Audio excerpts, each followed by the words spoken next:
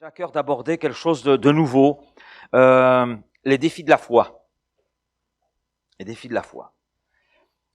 Et la première partie, les épreuves. Et oui, notre foi est défiée, elle est challengée par les épreuves. Et on va faire une lecture dans l'épître de Jacques. Martin Luther, le réformateur, n'aimait pas cette épître. Il l'appelait l'épître de paille. Elle le dérangeait.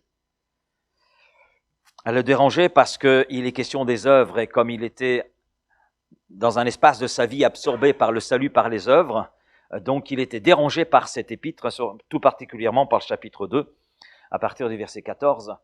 Mais avec le temps, il a changé d'avis parce qu'il a découvert non pas que le salut était par les œuvres, mais qu'il était par la foi. Et là, il a réalisé que, en fait, les œuvres étaient ce qui était le fruit de la foi exprimée. Alors, une épître de paille, non, c'est la parole de Dieu. Et à travers elle, Dieu veut nous parler. Verset 2, du chapitre 1er. Nous irons jusqu'au verset 4. Mes frères, regardez comme un sujet de joie complète les diverses épreuves auxquelles vous pouvez être exposés, sachant que l'épreuve de votre foi produit la patience. Mais il faut que la patience accomplisse parfaitement son œuvre, afin que vous soyez parfaits et accomplis, sans faillir en rien. Je vais relire le même texte, mais dans une version différente. Mes frères, réjouissez-vous. Lorsque vous passez par toutes sortes d'épreuves ou de tentations, estimez-vous heureux. Elles sont pour vous l'occasion d'accéder à la joie parfaite. Vous savez bien que si votre foi est mise à l'épreuve, et si elle tient bon, elle développera votre endurance.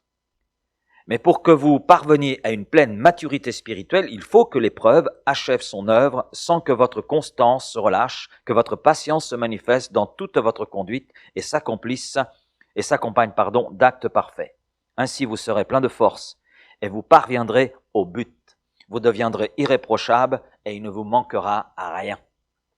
La lettre de Jacques est une lettre que j'apprécie tout particulièrement. C'est une lettre qui est composée d'exhortations. Les lettres de Paul suivent on va dire un schéma bien précis. En ce qui concerne Jacques, c'est difficile de trouver un plan, de trouver un schéma, parce qu'en fait, elle est composée d'un certain nombre d'exhortations vraiment très très pratiques. C'est peut-être aussi ce qui dérangeait Martin Luther, le côté très très pratique, très très concret de cette lettre de Jacques.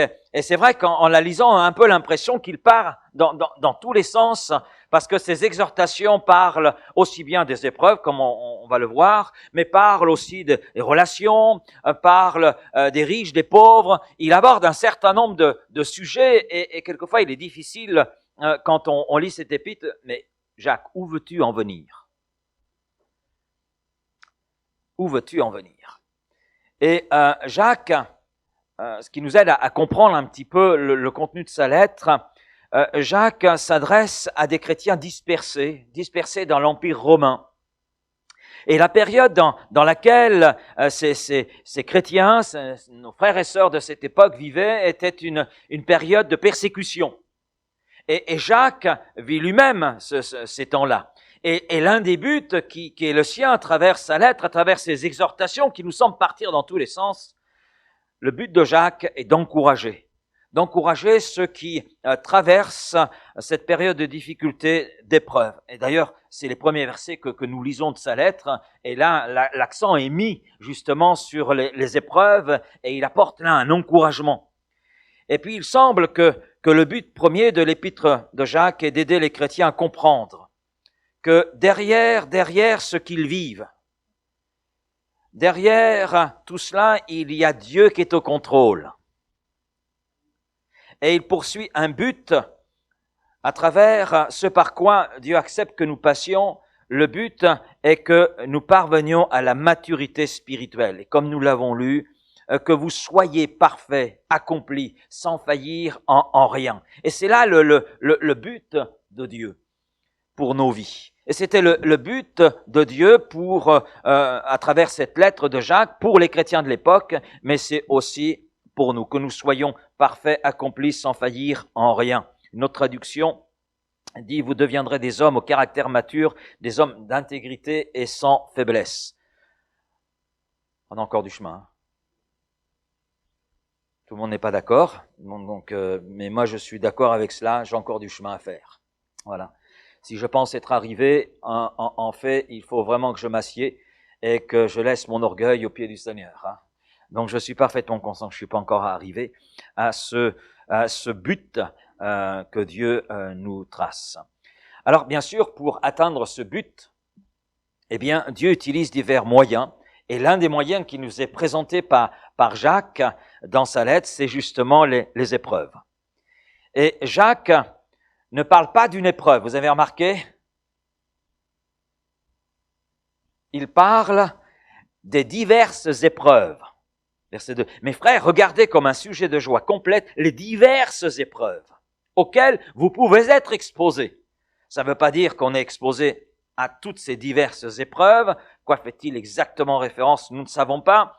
Mais il parle de diverses épreuves, ce qui veut dire que ces épreuves peuvent toucher tous les domaines de notre existence, tous les domaines de notre vie. Ça peut toucher l'affectif, ça peut toucher notre corps, ça peut toucher notre esprit, ça peut toucher notre famille, ça peut tous les espaces de notre vie, les diverses épreuves. Et c'est très intéressant parce que le mot épreuve, dans ce verset 2, utilisé par Jacques, a plusieurs significations.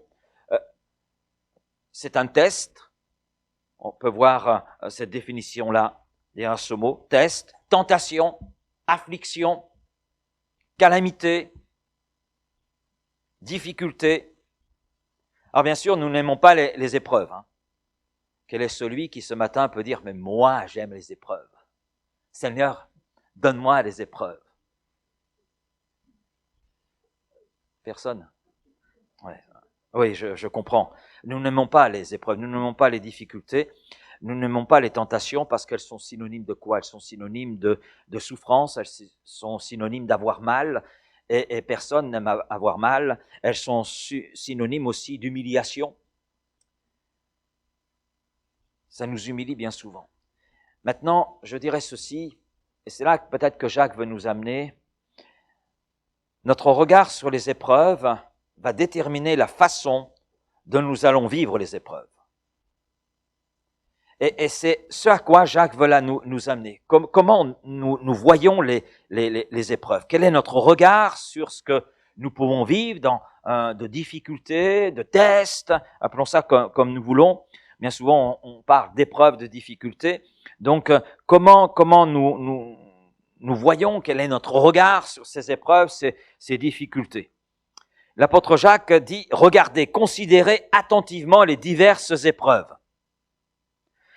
Il y a diverses façons de voir les épreuves, les difficultés, et je crois que ces façons de voir vont forcément impacter notre appréciation et notre attitude.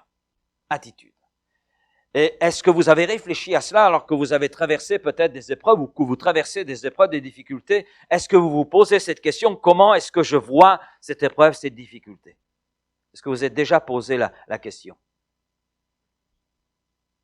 Bon, en général, ce n'est pas la première question qui vient à notre esprit. Cette question-là, en règle générale, elle vient quand nous avons traversé l'épreuve et que tout va bien. Hein?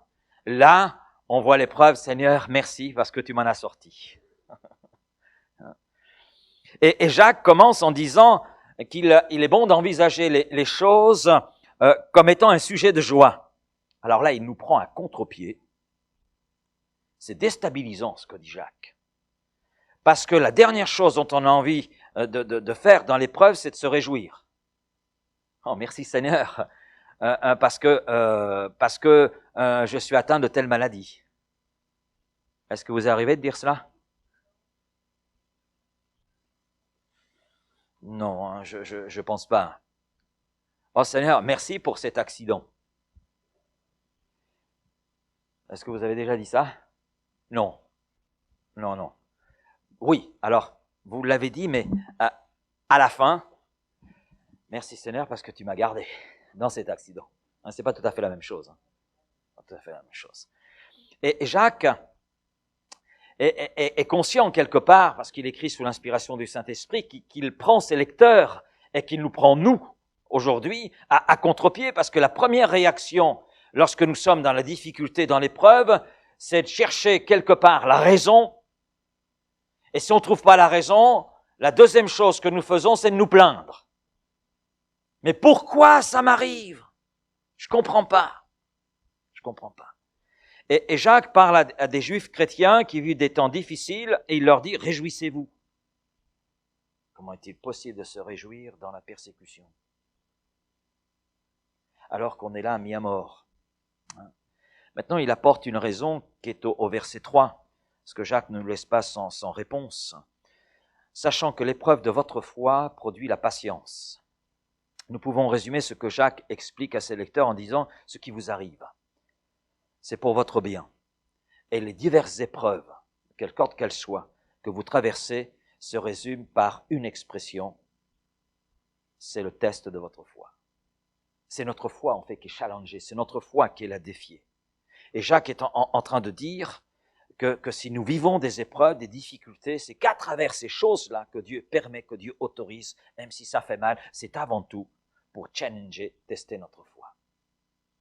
Le mot utilisé par Jacques dans le verset 3, vous avez remarqué dans nos versions françaises, c'est le même mot. Les diverses épreuves, verset 3, que l'épreuve de votre foi.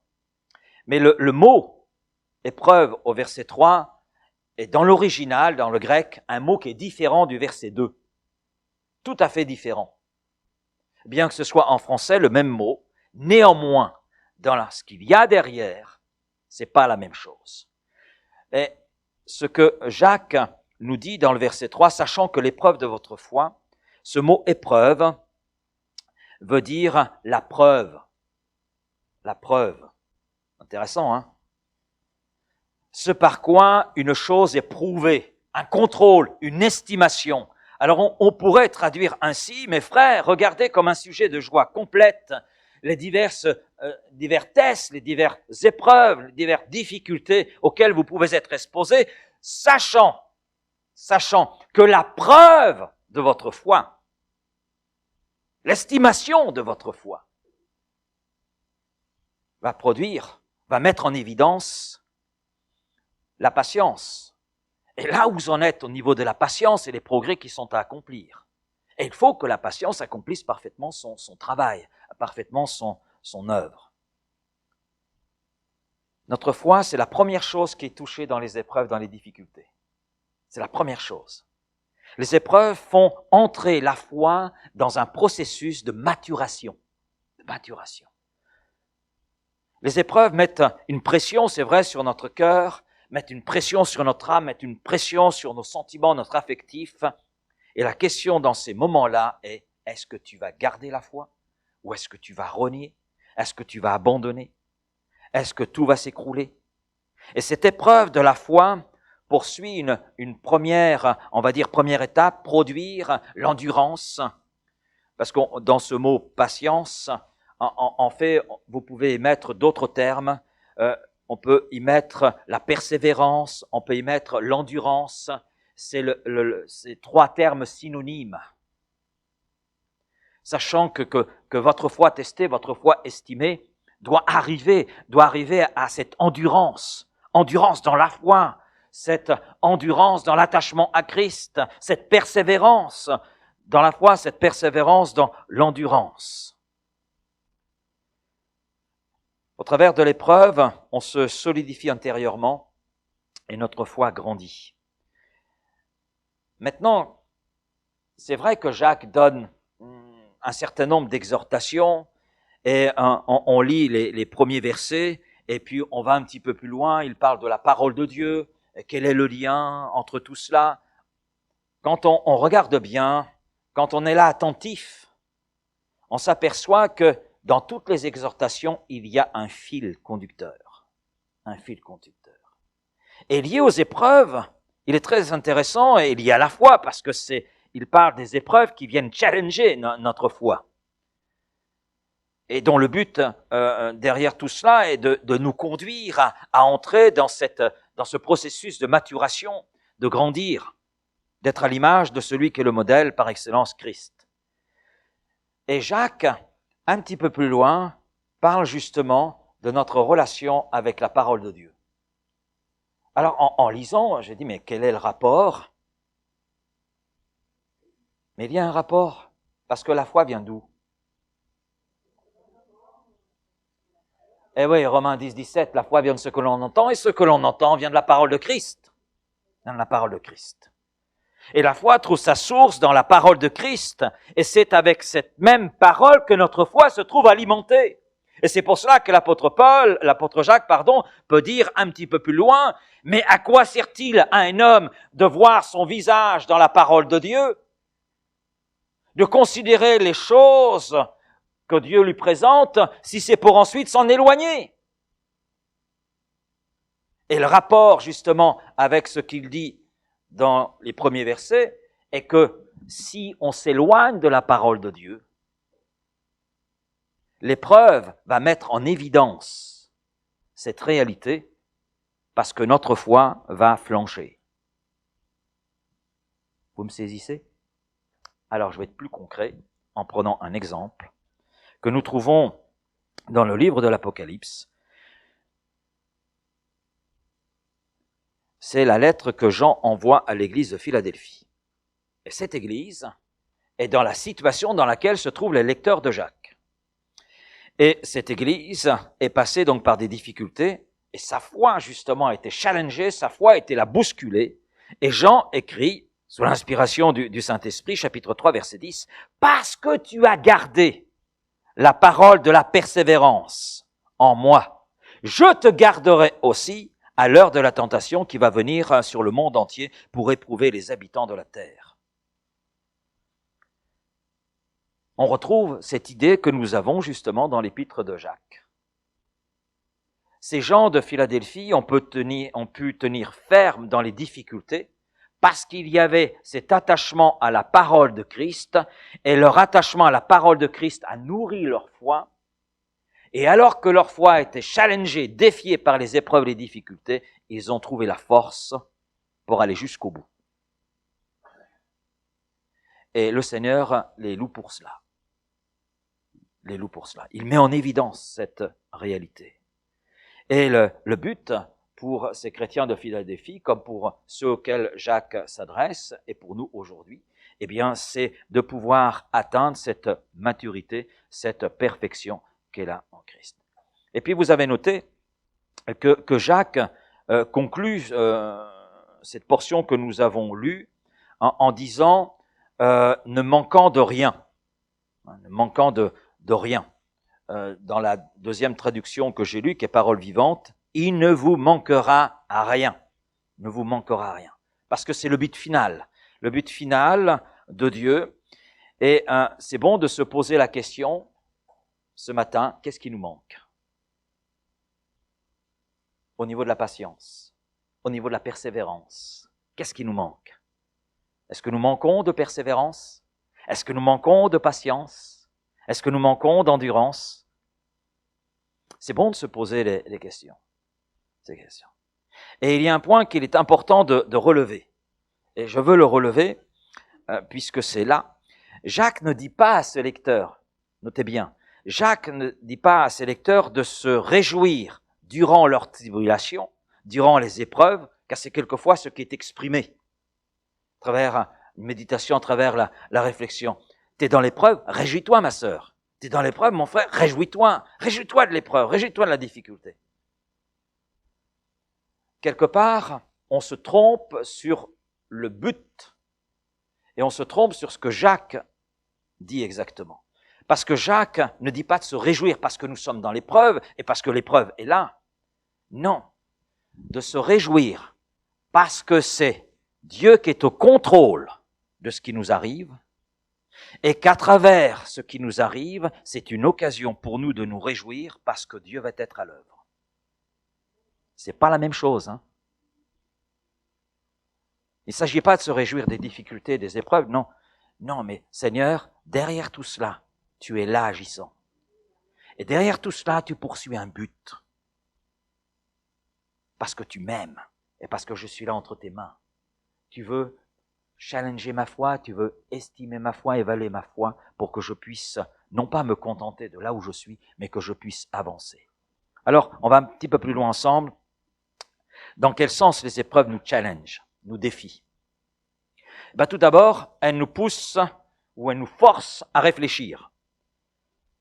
Quelque part, aucun enfant de Dieu n'échappe à l'épreuve de sa foi. Dieu teste notre foi. Dieu teste. Il va en voir les preuves, parce que vous savez comme moi, c'est facile de dire j'ai la foi. C'est vrai, c'est facile. Mais qu'est-ce qui me dit qu'il y a la foi? Qu'est-ce qui prouve? Parce que le Seigneur ne se contente pas de paroles. Il regarde au cœur. Et les apparences peuvent effectivement montrer qu'il y a foi, parce qu'il y a une belle louange, parce qu'il y a une belle prière, parce qu'on est présent à tous les rassemblements de l'Église. Mais comme le dit le Seigneur, les apparences c'est une chose, le cœur c'en est une autre. Et les apparences peuvent être quelquefois trompeuses. C'est pour cela que Jésus ira plus loin en disant, on reconnaît l'arbre à ses fruits. Donc la valeur de l'arbre se prouve par les fruits qui vont en ressortir. Eh bien, c'est la même chose par rapport à notre foi. Et tout enfant de Dieu n'échappe pas, à l'épreuve de sa foi. Il suffit de regarder dans l'histoire biblique, on a tous ces hommes, Abraham qui offre son fils Isaac sur le mont Morija, qui est prêt à aller jusqu'au bout. Et là, il y a cette parole, je sais que tu m'aimes. Je sais maintenant que tu m'aimes. Il a prouvé son amour, il a prouvé que Dieu était le centre de sa vie, il était prêt à aller jusqu'au bout. Alors on connaît la suite, Dieu a pourvu à ce moment-là au sacrifice, à épargner Isaac, parce qu'il y avait une promesse sur Isaac, une promesse qui avait été faite à Abraham. Jésus lui-même n'a pas échappé à cette réalité. Hébreux chapitre 4, verset 15, il a été tenté. On peut traduire différemment. Il a été soumis à l'épreuve. Il a été challengé dans sa foi. Il a été challengé dans son attachement à son Père. Il a été challengé dans l'accomplissement de la volonté de son Père. Il a été tenté comme nous en toutes choses et à tous égards sans commettre de péché. Quand tout va bien, c'est facile de dire j'ai la foi. Et on a un exemple, c'est Pierre. Pierre dit à Jésus, quand il me faudrait mourir avec toi. Et alors, notez bien ce qui est dit. C'est pas mourir pour toi, c'est mourir avec toi. Je suis prêt à te suivre, à mourir avec toi. Aller avec toi, accomplir la volonté du Père telle que le Père le veut. Donc je suis prêt à aller avec toi. Waouh! Quelle foi! Vous êtes d'accord? Ah oui, la déclaration montre effectivement un degré de foi. Quand il me faudrait mourir avec toi, je ne te renierai pas. Mais Pierre est convaincu, hein. Il ne ment pas. Il exprime ce qu'il pense être la vérité de son cœur. Et bien, il y a une suite. Et tous les disciples dirent la même chose. Waouh! Tous! Il n'est pas dit quelques-uns, mais tous. Pierre, on est d'accord avec toi. On est animés de la même foi. Et puis l'épreuve est arrivée. Elle est tombée là, sur Pierre. Sans qu'il s'y attende d'ailleurs. C'est souvent ce qui arrive. Et puis nous voyons Pierre, quoi faire? Eh bien, il renie Jésus 3 fois. Alors on s'arrête beaucoup sur le reniement de Pierre. Mais on oublie que ses collègues ont fait la même confession au même moment. Et tous ont fui. Tous ont fui. Je dirais que Pierre, quand même, est allé un petit peu plus loin que les autres. Parce que lui, il est rentré dans... Il voyait Jésus qui avait été arrêté. Les autres n'étaient pas là, il était tout seul. Il est quand même allé un petit peu plus loin avec les autres. Quelquefois, on est dur avec Pierre. Hein. On est dur. Hein. Quelquefois, on est dur aussi les uns avec les autres. Hein. Ouais, ça arrive. Hein. Ça arrive. Ça arrive pas qu'au temps biblique, hein, ça arrive encore aujourd'hui. Et dans cette épreuve, Pierre est rentré en lui-même. Et là, il a réfléchi, il a vu combien la réalité de ses paroles, de ce qu'il pensait être au niveau de sa vie, n'était pas si vrai que cela. Il a réalisé combien il était faible, combien il était présomptueux. Et l'épreuve a révélé finalement où il en était vraiment. Et il a réalisé que c'était bien bas, que sa foi n'était pas si ferme que cela, si élevée que cela. Et la foi est là, elle est là dans le cœur de Pierre. Il aime Jésus. On peut pas dire que Pierre est sans foi. Il aime Jésus. Mais il faut que la patience accomplisse parfaitement son œuvre, afin que vous soyez parfaits, accomplis sans faillir en rien. Mais pour arriver là, il y a des étapes, et Pierre, dans l'épreuve, le test qui est là, auquel il est soumis, eh bien, est amené à réfléchir sur la réalité de sa foi, à voir où il en est exactement, pour pouvoir se projeter vers l'avant. On ne peut pas se projeter vers l'avant si on ne réalise pas d'abord où on en est exactement. Si on se croit arrivé, on ne peut pas se projeter vers l'avant puisque je me crois arrivé. Eh oui, le Seigneur permet des occasions dans lesquelles il nous amène à réfléchir et voir où nous en sommes exactement. Et à partir de là, nous projeter vers l'avant. On continue. Dans quel sens les épreuves nous challengent? Elles nous aident à nous repositionner sur l'essentiel, au niveau de notre relation avec Dieu. Job. Mais on a Pierre aussi. On va les suivre un petit peu tous les deux. Si nous revenons sur Pierre, nous voyons que les épreuves, les tests, l'ont conduit à se repositionner en Jésus-Christ. À se repositionner et à reconsidérer sa relation avec Jésus. D'abord, reconsidérer qui était Jésus, et puis à reconsidérer sa position, sa relation avec Jésus.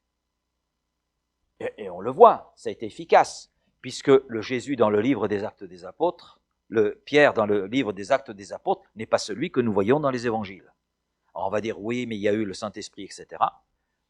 Avant qu'il y ait le Saint-Esprit, c'est quand même lui dans la chambre haute qui se lève, qui prend la direction un petit peu des choses. Donc on voit un changement qui est là, on voit une transformation qui est là et qui s'est poursuivi tout au long de son parcours. Il est entré dans une nouvelle compréhension de Jésus et donc une nouvelle compréhension dans sa relation avec Jésus. Parce que l'épreuve de Pierre a quelque part brisé son orgueil, brisé sa trop haute estime de lui-même, et cela l'a conduit à réaliser qu'il était en réalité sans force et qu'il avait besoin de Jésus, besoin d'une nouvelle relation avec Jésus, besoin de recentrer les choses dans sa vie. Et puis, Job est passé par le même chemin. Les épreuves ont été différentes, les tests ont été différents, et les épreuves que Job a traversées l'ont conduit à une connaissance fondée, vraie et plus personnelle avec Dieu. J'en veux pour preuve ce qu'il peut dire lui-même, Job chapitre 42, versets 5 et 6. « Mon oreille avait entendu parler de toi. » C'est-à-dire j'avais une connaissance de toi, une certaine connaissance. Mais maintenant, mon œil t'a vu. Alors, je ne sais pas comment vous lisez cela, mais si mon œil t'a vu, ça veut dire qu'avant je t'ai pas vu. D'accord? La palisse en dire autant. Maintenant, mon œil t'a vu. C'est pourquoi je me condamne et je me repens sur la poussière et sur la cendre. Donc il réalise que la connaissance qui était la sienne n'était pas ce qu'elle elle aurait dû être. Et à travers tout le parcours, tout le cheminement que Dieu l'a conduit à traverser, eh bien il est entré dans une nouvelle relation avec Dieu, une nouvelle compréhension de Dieu, une nouvelle compréhension de ce qu'est la foi. Mais Dieu poursuit la même chose avec nous. Amen. Oui, tu es d'accord avec moi, hein? Tout à fait. Merci pour ton approbation. Les épreuves nous challengent parce qu'elle nous aide à nous repositionner aussi dans nos priorités. Quand tout va bien dans notre vie chrétienne, on se sent fort, non? On a le sentiment de posséder une grande foi et de déplacer les montagnes, de dire à cette montagne, ôte-toi de là et va te jeter dans la mer. Non? Mais qu'en est-il vraiment? Matthieu chapitre 13, versets 20-21. On connaît très bien cette petite histoire. En fait, c'est une parabole. Donc, Jésus utilise une histoire de la vie courante pour illustrer une vérité. Celui qui a reçu la semence dans les endroits pierreux. Et la semence, nous dit Jésus, c'est la parole de Dieu. Celui qui a reçu la semence dans les endroits pierreux, c'est celui qui entend la parole et la reçoit aussitôt avec joie. Mais il n'a pas de racine en lui-même. Il croit pour un temps. Et dès que survient une tribulation, une épreuve, dès que sa foi se trouve challengée, tribulation, une persécution, à cause de la parole, il y trouve une occasion de chute. Une occasion de chute. Alors de chute, ici, le mot signifie une occasion de s'éloigner, une occasion d'abandonner, une occasion de laisser tomber, oui. L'épreuve, finalement, a révélé quoi ici? A révélé un problème de profondeur dans la foi. Et c'est ce qui s'est produit pour Pierre. Pierre, prenant la parole, lui dit, quand tu serais pour tous une occasion de chute, ben, tu ne le seras jamais pour moi. Et Jésus de continuer, je te le dis en vérité, cette nuit même, avant que le coq chante, tu me renieras 3 fois. Et nous connaissons l'histoire, la suite de l'histoire.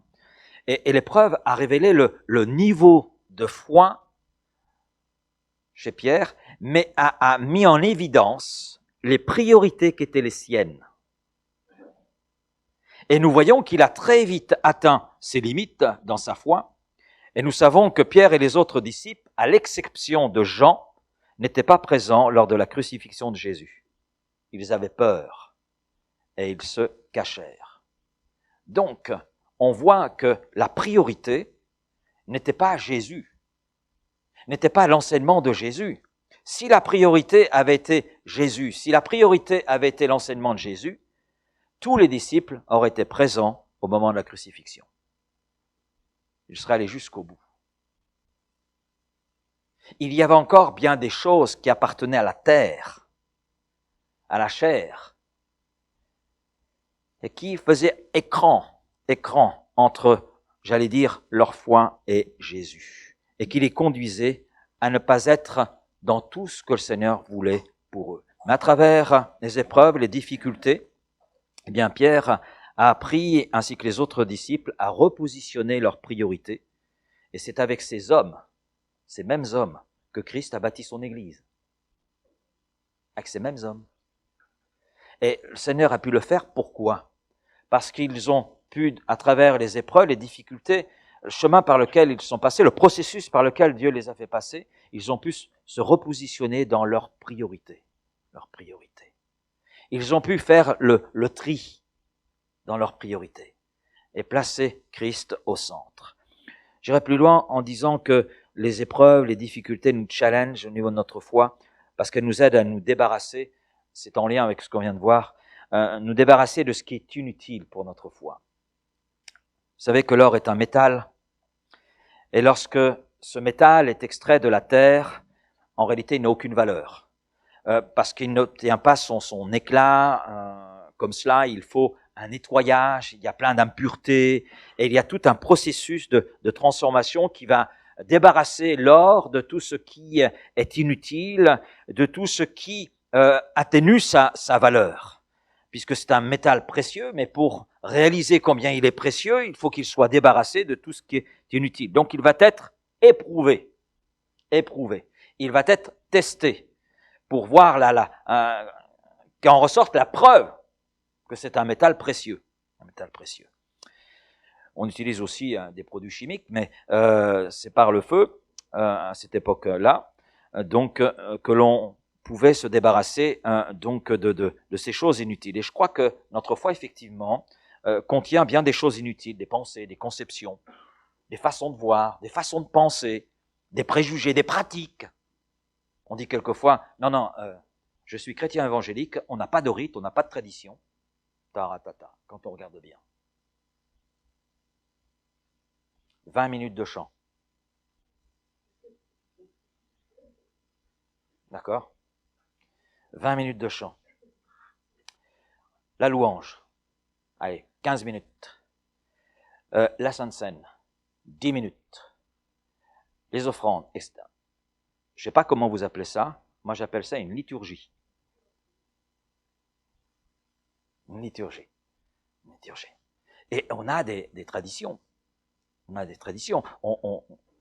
Quand on examine bien un petit peu notre vie spirituelle, on a besoin de se sécuriser et à partir de là, ah non, c'est l'heure maintenant, je pars.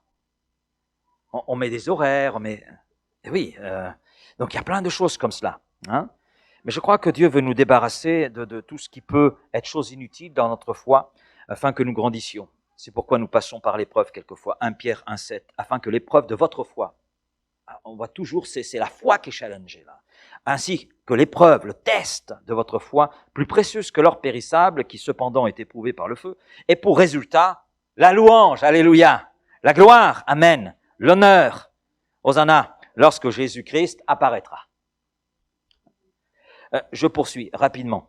Les épreuves, les difficultés nous challengent en quoi? Elles nous apprennent à découvrir les ressources de Dieu. Nous avons toujours tendance à nous appuyer sur les choses visibles, n'est-ce pas? Parce que c'est rassurant. Et Dieu le sait. C'est pour ça qu'il nous a donné, j'allais dire, le pain et le vin. C'est les choses visibles qui nous rappellent son œuvre. Et on n'a rien à rajouter à cela. Donc, nous avons besoin de nous appuyer sur des choses visibles parce que c'est rassurant et parce que nous sommes ainsi faits. Et le peuple est sorti d'Égypte, sorti de l'esclavage d'Égypte sous la conduite de Moïse. Et puis dans le désert, Dieu est devenu réel. Parce qu'en Égypte, Dieu était une conception, une idée, le Dieu de nos ancêtres, d'Abraham, d'Isaac, de Jacob. Mais c'est loin tout cela, mais Dieu est devenu réel. Et il est devenu réel. Où cela? Où cela? Dans le désert, un lieu confortable, il y a la clim, il y a tout ce qu'il faut. Voilà, on trouve tout ce qu'il faut aussi comme supermarché, Carrefour, Lidl, Aldi, tout ce que vous voulez. Voilà, il y a même McDo, Burger King. Non, le Seigneur les conduit dans le désert, c'est même pas le chemin le plus court. Et puis quand on regarde un petit peu ce qu'ils ont fait dans le désert, en fait, ils ont un peu tourné. Un peu tourné. Mais ce peuple dans le désert, dans cette épreuve, dans cette difficulté, a découvert que Dieu était réel. Ils ont découvert les ressources de Dieu. Deutéronome chapitre 29, verset 5-6. Je t'ai conduit pendant 40 années dans le désert. Et notez bien, tes vêtements ne se sont point usés sur toi. Et ton soulier ne s'est point usé à ton pied. Vous n'avez point mangé du pain, vous n'avez bu ni vin, ni liqueur forte, afin que vous connaissiez que je suis l'Éternel, votre Dieu. Mais Dieu leur a envoyé la manne, pain du ciel. Ils ont râlé parce que la manne en a un peu marre, mais le Seigneur leur a donné des cailles. Amen. Et puis ils voulaient de l'eau, ils ont eu de l'eau. L'Éternel est mon berger, je ne manquerai de rien. Et les ressources de Dieu, on les voit, elles deviennent visibles et elles enrichissent notre foi quand nous traversons les épreuves, les difficultés. Alors ce matin, à ma conclusion, je poserai cette question. Comment est-ce que je regarde l'épreuve? Comment est-ce que je regarde la difficulté? Comment est-ce que je regarde ce par quoi le Seigneur permet que je passe? Est-ce que je regarde cela comme un test, comme un défi pour ma foi? Ou est-ce que je regarde cela comme un jugement? La foi, on oublie cela, mais c'est bon de se le rappeler, la foi c'est un muscle. Et vous savez qu'un muscle qui n'est pas utilisé, C'est pas terrible, hein. Voilà. Mais un muscle qui passe par l'exercice va bien sûr devenir de plus en plus fort. Et la foi est un muscle et les muscles ne grandissent pas sans qu'on leur fasse faire de l'exercice, sans qu'ils soient testés, sans qu'ils soient éprouvés. Et notre foi ne grandira pas si elle n'est pas mise à l'épreuve, si elle ne passe pas par certains exercices permis par Dieu. Mais une fois qu'elle passe par les exercices que Dieu veut par lesquels notre foi passe, après notre foi, c'est un peu plus là. Amen. Alors soyez prêts à relever tous les défis que Dieu placera devant vous avec une foi musclée. Mais Dieu muscle notre foi en nous permettant de passer par des tests qui montrent où nous en sommes dans la foi et qui remplissent une mission, nous conduire à être à la ressemblance de Jésus-Christ, le parfait. Amen. Merci Seigneur pour ces quelques pensées. Et Seigneur, je te prie peut-être pour le frère et la sœur qui traversent des moments difficiles, qui passent par l'épreuve, la difficulté. Mais Seigneur, je crois que tu veux aider peut-être ce frère, cette sœur à envisager ce par quoi il ou elle passe sous un autre angle que celui qui est peut-être le sien aujourd'hui. Et Seigneur, à réaliser que c'est sa foi qui est challengée. C'est sa foi. Et c'est vrai, dans les épreuves, les difficultés, c'est notre foi, c'est un défi pour notre foi. Et Seigneur, tu veux voir l'épreuve de notre foi aussi. Et Seigneur, quel est le moyen par lequel tu peux voir où en est notre foi et nous-mêmes voir où en est notre foi. Seigneur, c'est vrai, c'est qu'à travers les épreuves, les difficultés, quand nous faisons l'exercice, oui Seigneur, quand on voit un sportif, où en est-il ? C'est quand on le met à l'épreuve. On voit la qualité d'un maçon quand il est là au pied du mur et qu'il faut construire le mur. Seigneur, c'est la même chose pour notre foi. Et tu utilises les épreuves, les difficultés. Mais même lorsque tu nous fais passer par là, c'est toi qui demeures au contrôle. Tout ce qui est arrivé à Pierre, tout ce qui est arrivé aux disciples, tout ce qui est arrivé à Job, Seigneur, tu étais au contrôle. Tu l'as permis, tu l'as autorisé. Et puis, il y a eu la preuve du niveau de leur foi. Mais nous savons que pour chacun de ceux nommés, Seigneur, leur foi a été musclée, leur foi a grandi, leur foi a été, Seigneur, une foi à ton image. Et c'est ce vers quoi tu veux nous conduire les uns les autres. Alors Seigneur, aide-nous. Aide-nous, Seigneur, à rester nos regards concentrés sur toi et concentrés sur ta parole lorsque nous traversons des épreuves, lorsque nous sommes sur le banc de test. Oui, Seigneur. Et qu'ainsi, nous puissions, Seigneur, avancer avec toi et avancer toujours plus loin et atteindre, au final, cet objectif. Être complet, être parfait, être sur la ressemblance de Jésus. Merci Père, et cela dans le nom de Jésus, pour tout ce que tu veux faire, Seigneur, dans chacune de nos vies, ce que tu veux faire, Seigneur, dans nos cœurs, dans nos âmes. Et Seigneur, je te remercie pour ton esprit, je te remercie pour ta parole, je te remercie pour tout ce que tu mets à notre disposition, afin justement que nous grandissions dans la foi et que lorsque nous traversons le test que tu permets, nous puissions traverser avec confiance, portant toujours ses regards sur toi, portant toujours ses regards sur ta parole et demeurant attachés à toi. Merci Père, et sois glorifié ce matin. Amen. Amen.